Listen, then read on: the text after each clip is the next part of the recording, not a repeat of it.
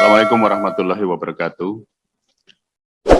Yang saya hormati Mas Menteri, beserta Ibu Sekjen, salam kenal Bu Sekjen, saya Dedi Yusuf Bu, baru ketemu sekarang, serta Bapak Ibu para Dirjen dan Eselon 1, pimpinan dan anggota Komisi 10, luar biasa pagi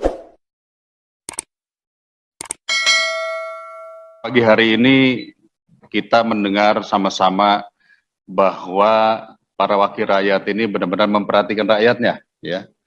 Jadi saya justru tidak ingin mengulang lagi, Mas Menteri. Ada dua agenda. Agenda yang pertama tentunya adalah persetujuan anggaran. Kalau kami dari fraksi Demokrat setuju-setuju saja. Berapapun anggaran yang diberikan pemerintah untuk Kementerian Pendidikan harus kita serap dengan baik.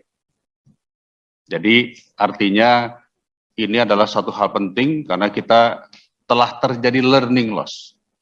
Nah, yang agenda kedua ini yang memang rasanya harus kita diskusikan. Saya sepakat dengan apa yang disampaikan tadi Mas Kadafi, yang bahwa prioritas agenda Pak Jokowi adalah SDM unggul.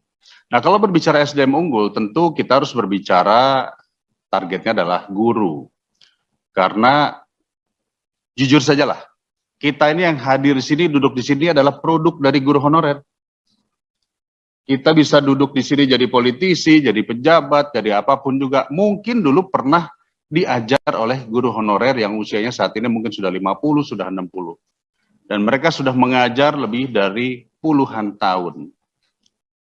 Produk dari guru honorer yang belum bersertifikasi, yang masih seperti itu, yang penghasilan masih 300.000, 500.000 saja, sudah bisa jadi pejabat-pejabat besar. Apalagi jika pendapatan dan kesejahteraan mereka meningkat.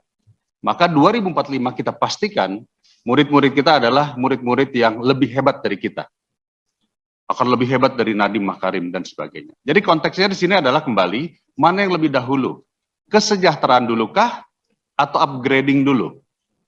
Kalau kita berbicara upgrading, tapi yang dipikirkan adalah bagaimana makan saya, pendapatan saya hanya 300.000, 500.000, belum pikiran laporan kerja, belum bikin lagi les-les dan sebagainya, tentu akan sulit. Jadi memang yang paling penting sekarang adalah kita pikirkan kesejahteraannya mereka dulu. Nah, salah satu upaya kita di sini Komisi 10 dengan pemerintah, dengan Mas Nadiem adalah melalui P3K, kesejahteraan mereka akan meningkat. Yang tadinya 300.000, mungkin ke depan setara dengan PNS. Betul ya Pak, Pak Dirjen GTK? Pak, saya lupa. Pak Iwan. Lupa saya, Pak. Mohon izin Pak Iwan. Karena WA saya jarang dibalas sama Pak Iwan. Kalau sering dibalas pasti hafal. Jadi kembali lagi masalahnya adalah inilah momentum, sekali lagi inilah momentum kebijakan pemerintah bersama dengan Komisi 10 untuk memberikan kesempatan 1 juta P3K meningkatkan derajat kesejahteraan. Tapi ternyata memang benar, saya sendiri mewakili Jawa Barat sajalah. PGRI Jawa Barat berkirim surat kepada saya, beberapa dinas pendidikan kabupaten berkirim surat kepada saya tentang passing grade yang berat. Ya, saya belum membaca itu tadi ada pertanyaan soal sate atau tidak. Jadi akhirnya saya yang saat ini bergelar doktor saja, jadi pengen ikut tes ini. Kira-kira kita bisa nggak lolos? Tentu Mas Nadiem tidak akan tahu detailnya, saya yakin itu.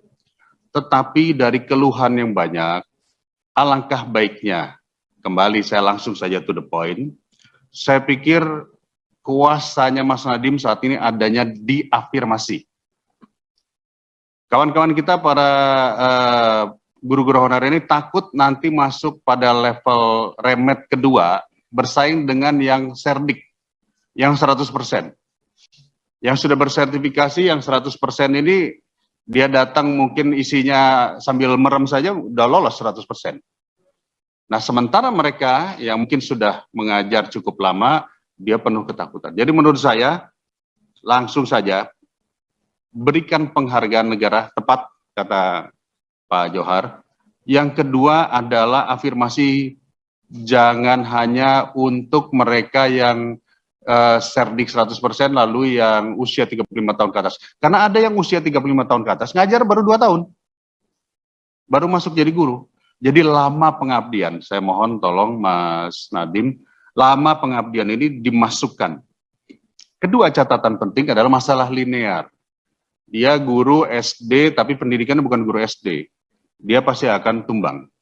Lalu kemudian sekolah-sekolah yang sekolah swasta atau sekolahnya tidak mengajukan, lalu dia nanti akan ditempatkan bukan di sekolahnya. Nah, ini juga catatan penting. Lalu yang paling penting adalah formasinya jangan segitu saja. Mohon formasinya bisa ditambah. Banyak guru seperti bahasa daerah yang mengeluhkan karena hanya masuk di formasi seni budaya.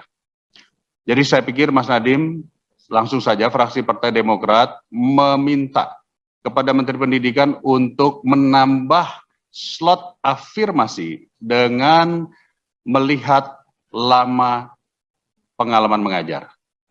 Itu dari kami, Pak Ketua. Terima kasih. Semoga hari ini Mas Nadiem diberikan sebuah berkah doa kita, rezekinya nambah, sehingga bisa menambahkan afirmasi buat guru-guru kita. Amin. Terima kasih. Assalamualaikum warahmatullahi wabarakatuh.